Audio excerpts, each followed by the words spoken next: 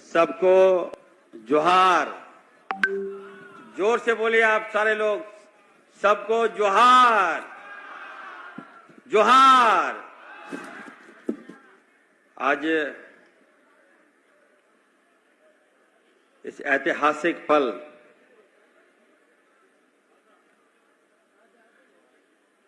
बिरबिंदिया, बीरगांव, श्यामपुर,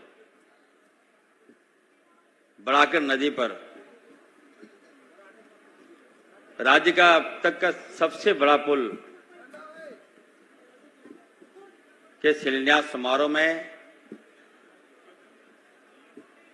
हम सबके गार्जियन, राज्य के अनुभवी तेजस्वी हमारे मुख्यमंत्री आदरणीय चंपई सोरेन जी, राज्य के लोकप्रिय पथ निर्माण मंत्री भाई बसंत सोरेन जी, मंच पे हमारे गार्जियन, हमारे अभिभावक, जामताड़ा में लगातार 32 साल तक विधायक रहे, मंत्री रहे, सांसद रहे,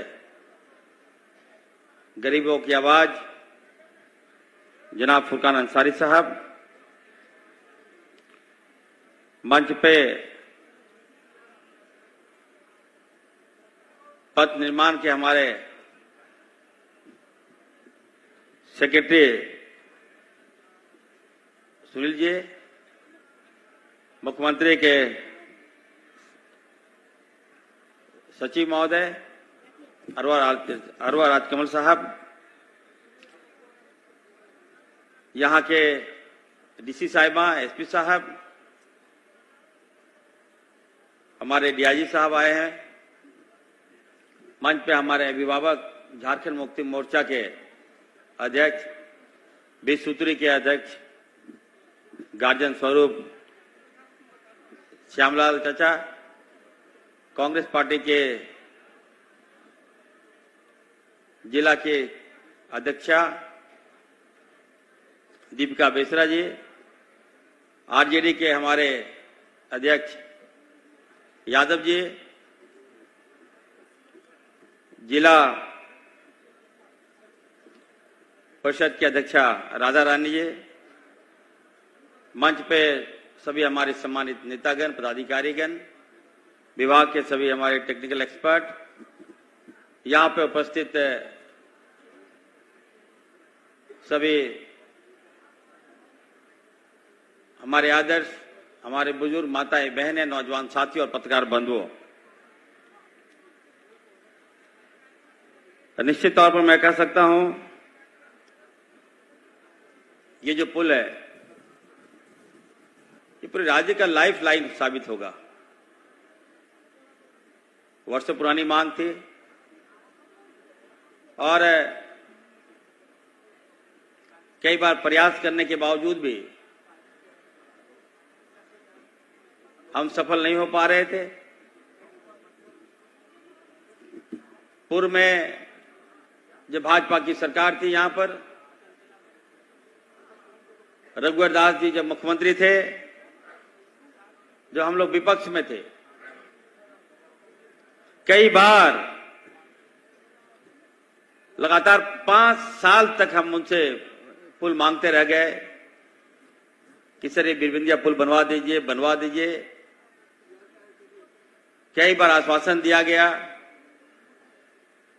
लेकिन टाल मटोल करते करते हमें ये पुल नहीं मिला।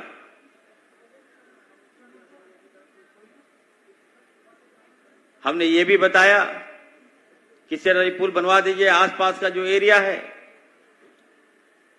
ये आदिवासी बहुल क्षेत्र है, हमारे आदिवासियों का विकास होगा, यहां के मूल वासियों का विकास होगा।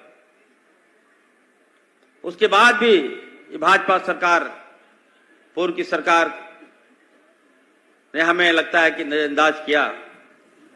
जब हमारी सरकार बनी उसके बाद से ही हम लगे रहे। 2 साल कोरोना आ गया, आप जानते हैं। सरकार बनने के बाद हमारे पूर्व मुख्यमंत्री आदरणीय हेमंत सोरेन जी ने जब राजपाट संभाला तो कभी हम लोगों ने सोचा नहीं था कि यहां कोरोना जैसी बीमारी आएगी। ऐसी बीमारी आई कि भाई भाई से हम लोग दूर हो गए, मां बाप से दूर कर दिया। आंखों के सामने हम लोगों ने अपने अतिथि को खोने का काम किया। उस समय हमारे पूर्व मुख्यमंत्री हेमंत सोरेन जी ने किस तरह से लोगों की जान बचाने का काम किया। हम लोगों को यह निर्देश दिया गया कि जान खतरे में डालो लेकिन लोगों की जान बचाओ। आनन फानन में लॉकडाउन कर दिया गया।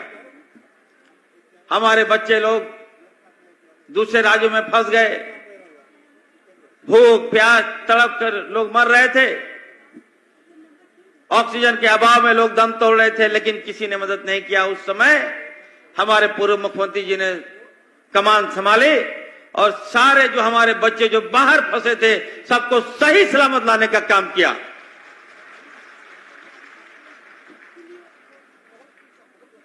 बीजेपी की सरकार ने रेल बंद कर दिया, हवाई जहाज बंद कर दिया। उसके बाद फिर भी हमारे पूर्व मुख्यमंत्री हेमंत सोरेन जी ने कहा कि नहीं, हमारे बच्चे फंसे हैं,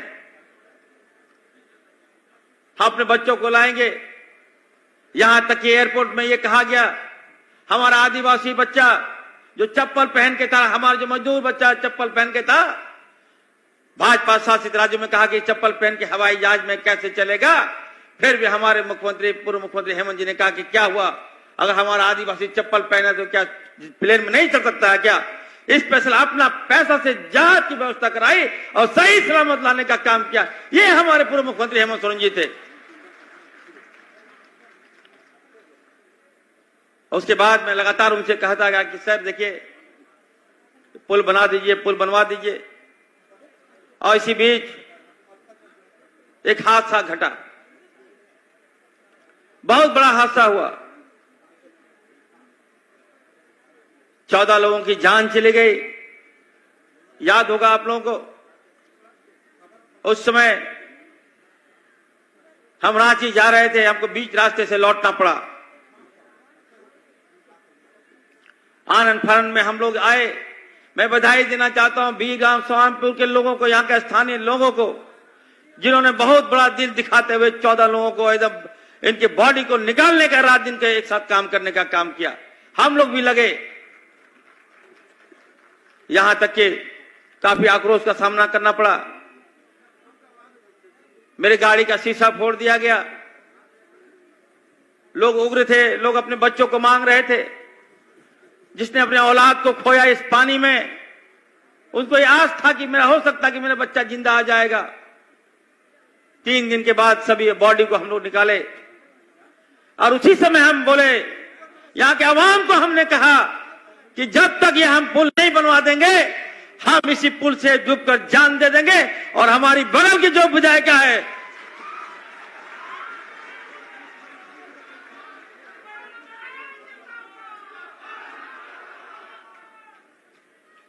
हमारी जो बगल की विधायक है, जो नेतागिरी कर रही है, भाजपा की विधायक है, हमने कहा कि हम तुमको भी नहीं बख्शेंगे, हम डूबेंगे डूबेंगे, तुमको भी हम साथ लेके डूबेंगे।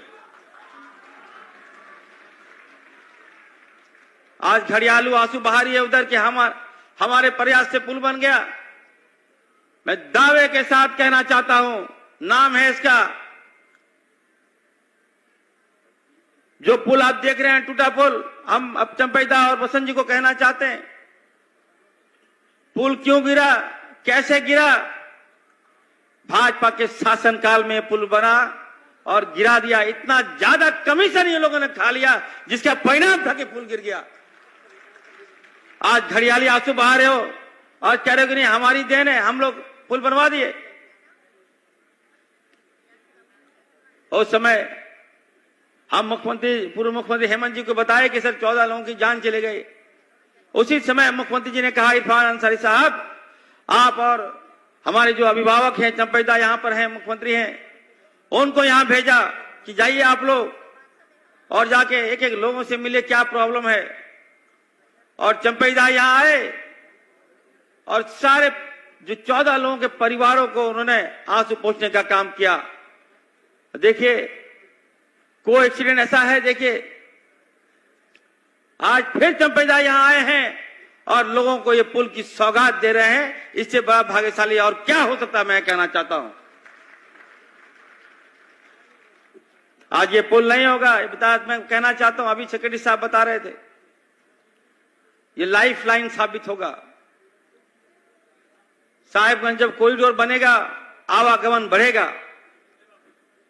हमारे जामताड़ा को लोग चोर बोलते थे, उधर जाते थे तो नाव पार करके जाता था लोग, उधर के लोग चोर बोलते थे हमारे लोगों को। उसी समय हमने कहा कि नहीं, कोई लोग चोर नहीं होता है। इसलिए ये पुल बनने से निश्चित तौर पर मैं कहना चाहता हूं, जो 14 लोग मारे गए हैं उनके परिवारों को एक सच्ची श्रद्धांजलि होगा। जिन लोगों ने डूबकर जान दे दिया वहां पर हादसे में, जिसकी जान चली गई, निश्चित तौर पर हमें लगता है कि उन परिवार को, उन आत्मा को आज हम लोग सच्ची श्रद्धांजलि हमारी सरकार देने जा रही। आपको बता दें, हम पूर्व मुख्यमंत्री हेमंत जी ने कहा था कि नहीं इरफान हम जाएंगे वहां पर। आज आप देखिए वो आज हमारे बीच नहीं है। भाजपा के कारनामे को देखिए। हम पूछना चाहते हैं अपने आवाम से, ये राज दिलाने वाले दिसम गुरु शिबू सोरेन जी हैं, ये राज दिलाने वाले हमारे पिताजी फुरकान अंसारी हैं।